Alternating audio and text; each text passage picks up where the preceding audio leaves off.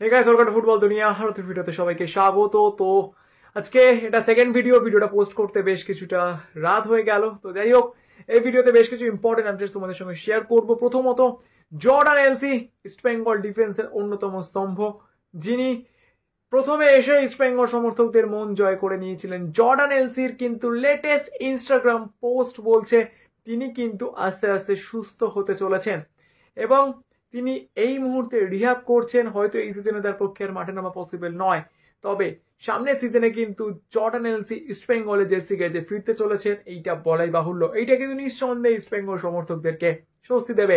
অন্যদিকে আরও একটা গুরুত্বপূর্ণ আপডেট, আজ কিন্তু আবারও ইস্ট বেঙ্গল ক্লাব কর্তাদের সঙ্গে ইমামি ম্যানেজমেন্টের একটা মিটিং হয়েছে, বিশেষত নতুন বিদেশি সাইন করা নিয়ে। আগের ভিডিওতে আমি তোমাদেরকে ব্রাজিলিয়ান বার্কসন ডি সিলভার আপডেট দিয়েছিলাম, যারা এখনো পর্যন্ত সেই ভিডিওটা দেখোনি আমি ডিসক্রিপশন বক্সে লিঙ্ক দিয়ে দেবো, তোমরা সেখান থেকে চেক করে নিতে পারো। তবে এই টাইপের ফুটবলারদেরকে নিয়ে আসতে গেলে কিন্তু ফান্ডিংটা একটা ভীষণ ইম্পর্ট্যান্ট ম্যাটার। তো তোমরা অনেকেই বলতে পারো এরকম কোনো মিটিং হয় না, তো তাদের জন্য আমার একটাই বক্তব্য থাকবে, আমি কোনো ফোনের রেকর্ড নিশ্চয়ই তোমাদের সঙ্গে শেয়ার করতে পারবো না বা কোনো ছবি ডিসক্লোজ করতে পারবো না যখন কোনো কনফিডেন্সিয়াল মিটিং হয়।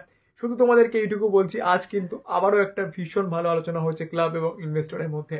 অন্যদিকে আমি তোমাদেরকে আরও একটা আপডেট বারবার দিচ্ছিলাম যে চিংলেনসানা সিং তিনি এখনো পর্যন্ত কিন্তু মোহনবাগান সুপার জায়ান্টে সই করেননি। তার কারণ হচ্ছে হায়দ্রাবাদ এফসি থেকে তিনি একটা মোটা অঙ্কের বকেয়া টাকা পান। তো হায়দ্রাবাদ এফসি যতক্ষণ পর্যন্ত সেই টাকাটা মেটাচ্ছে ততক্ষণ পর্যন্ত কিন্তু চিংলেনসানা হয়তো অন্য কোনো ক্লাবে যাবে না। মোহনবাগান সুপার জায়ান্ট একটা মোটা অঙ্কের ট্রান্সফার ফি অফার করেছে হায়দ্রাবাদ এফসিকে, তো সেইটা অবভিয়াসলি ভেবে দেখছেন চিংলেনসানা এবং হায়দ্রাবাদ এফসি ম্যানেজমেন্ট। তো ডিলটা হতে পারে, তবে এখনো পর্যন্ত যতটা আপডেট রয়েছে ডিল ইজ নট ইয়েট ডান। তো দেখা যাক কি হয়।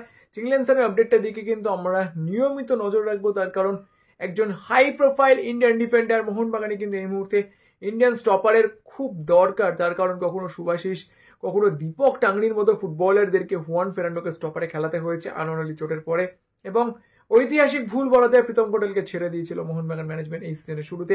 তারপরে কিন্তু একজন ভালো মানের ইন্ডিয়ান স্টপারের খোঁজে রয়েছে মোহনবাগান ম্যানেজমেন্ট মোহনবাগান সুপার জায়ান্টের জন্য। তো সানাকে যদি তারা সাইন করাতে পারে তাহলে কিন্তু ডিফেন্সের সমস্যা হয়তো অনেকটাই মিটে যাবে হুয়ান ফেরান্ডোর। তো দেখা যাক কি হয়। অনেকগুলো কিন্তু সামনে ট্রান্সফার হবে, যখন যেরকম আপডেট পাবো অ্যাজ সুন অ্যাজ পসিবল তোমাদেরকে শেয়ার করার চেষ্টা করব। তো এখনকার আমাদের ভিডিওটা এই পর্যন্ত ছিল। যদি ভিডিওটা ভালো লাগে তাহলে প্লিজ লাইক করে দিও, আর মনে করে যেটা সবসময় তোমাদেরকে বলি, একটু সাপোর্ট করো। তো তার জন্য কিন্তু তোমাদের সাবস্ক্রিপশনটা ভীষণ ইম্পর্টেন্ট, এবং সত্যি কথা বলতে গেলে তোমাদের থেকে লাস্ট কয়েকটা দিন যেরকম সাপোর্ট পেয়েছি, সত্যি কথা বলতে গেলে ভাষায় প্রকাশ করা যায় না।